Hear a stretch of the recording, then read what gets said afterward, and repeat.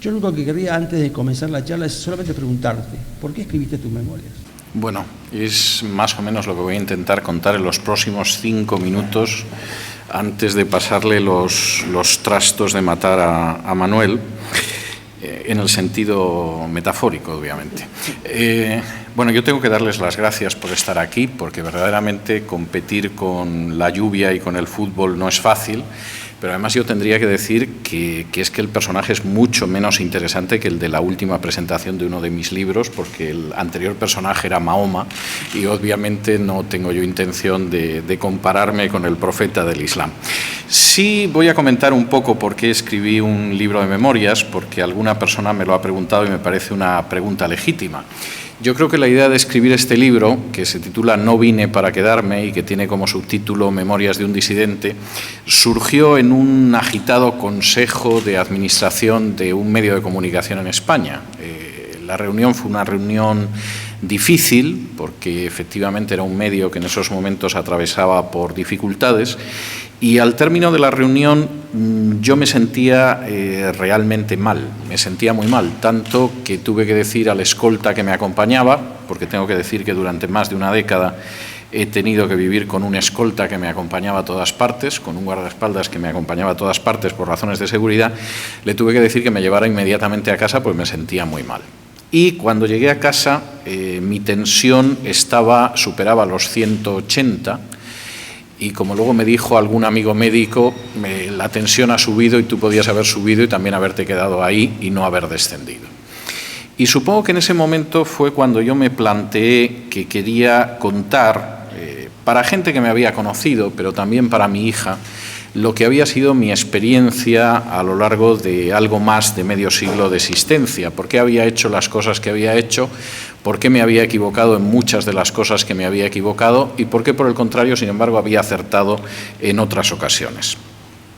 Escribí el libro en esa situación y además escribí el libro procurando que no fuera, como muchas veces sucede con los libros de memorias, un ajuste de cuentas. Cuando este libro se presentó en diciembre del año pasado en Madrid, una de las personas que lo presentaba, que aparece en el libro y que me conoce hace años, me decía: lo único que tengo que echarte en cara, César, es que eres más tierno que el Día de la Madre.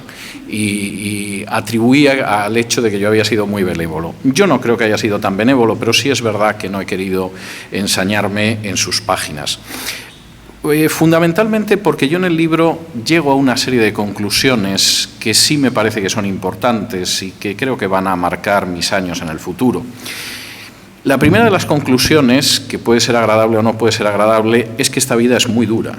Yo lo siento mucho, pero a la edad que yo tengo, yo he visto morir a gente que fue al colegio conmigo, he visto a gente buena sumida en la desgracia, en la enfermedad y en la muerte, he visto fenómenos como el terrorismo y la violencia muy de cerca y, por supuesto, he visto exilios y situaciones dramáticas. Esta vida es dura y creo que ese es un elemento que tenemos que aceptar, aunque la vida también sea muy hermosa en ocasiones.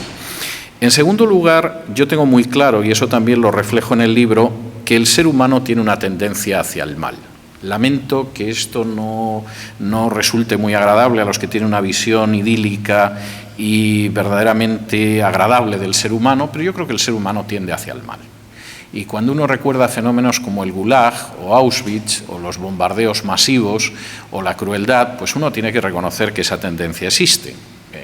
Que sea un lector de la Biblia incluso podrá desarrollar teológicamente que el ser humano tiende hacia el mal, pero bueno, el que lea la prensa con un mínimo de espíritu crítico llegará a la misma conclusión sin entrar en profundidades teológicas.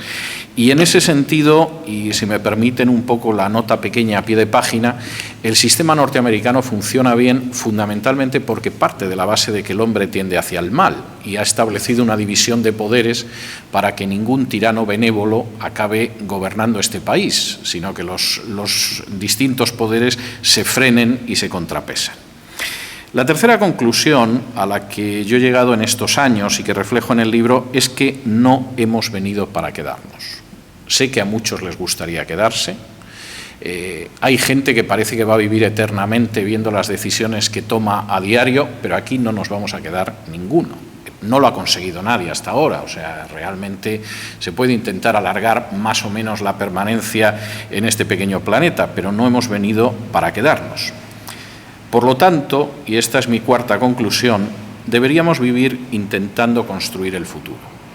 Yo sé que mucha gente prefiere construir el presente, a veces hay padres y políticos que piensan más en el presente que en el futuro, pero yo en realidad creo que nuestra vida está justificada sobre la base del futuro que construimos y sobre la base de lo que entregamos a la generación siguiente.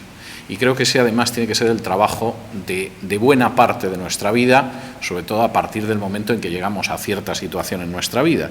Y creo que en buena medida una de las grandes desgracias de nuestra sociedad es que no construye para el futuro, construye para el presente en términos políticos y en términos familiares, y así van las cosas.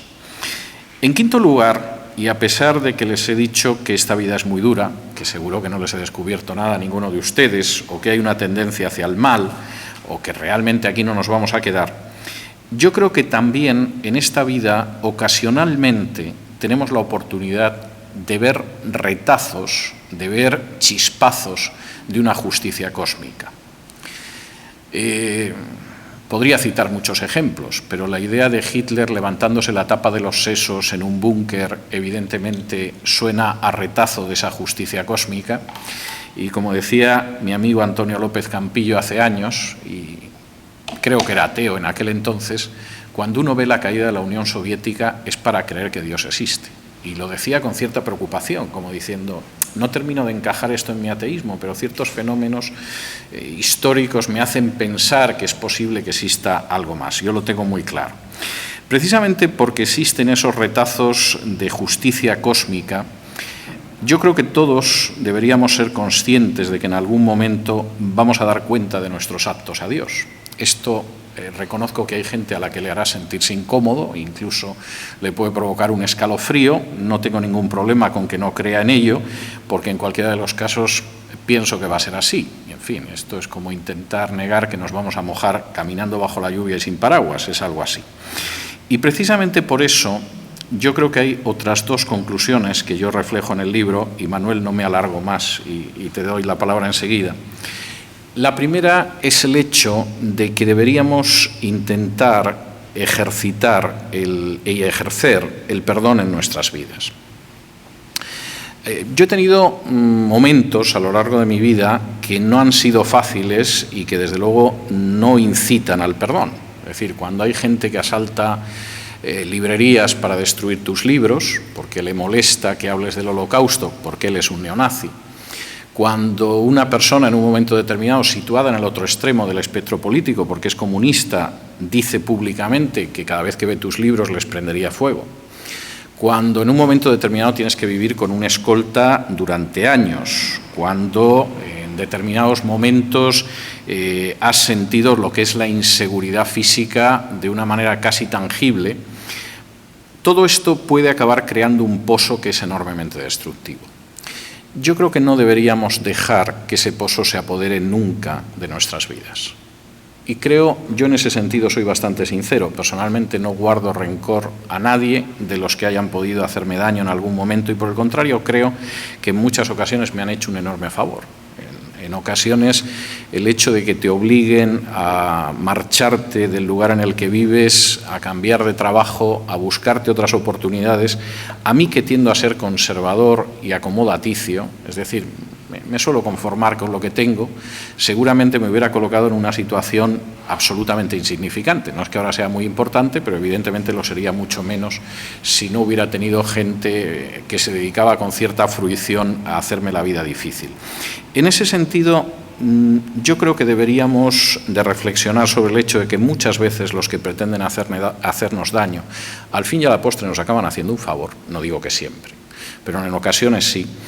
Y que esta vida es demasiado corta y tiene una tarea demasiado larga como para perderla con rencores y resentimientos. Y con esto llego a la última conclusión que aparece en este libro, y es que tenemos que prepararnos para que, puesto que no hemos venido a quedarnos, en algún momento vamos a salir. No les voy a decir que duerman ustedes en un ataúd, porque eso me parece que sería algo realmente siniestro, aunque tiene precedentes históricos abundantes, ni tampoco que tienen que estar ustedes pensando en la muerte continuamente, porque eso puede tener unas consecuencias verdaderamente terroríficas. Pero sí creo que tenemos que aceptar el hecho de que en algún momento nos vamos a marchar, y que seguramente no tiene por qué ser un trauma. Es más, seguramente hasta algún pariente puede que respire aliviado, pero eso es una cuestión aparte. En cualquiera de los casos, preparémonos para salir. No hemos venido para quedarnos, aunque yo confieso que me gustaría quedarme en Miami mis próximos años. Y como yo decía al final de un programa musical que tenía, que me divertía mucho hacer todas las semanas y en el que yo recorría el sur de los Estados Unidos con su música, pues verdaderamente, God bless you, que Dios les bendiga por su paciencia. Y Manuel, vamos a esa conversación. Muchas gracias.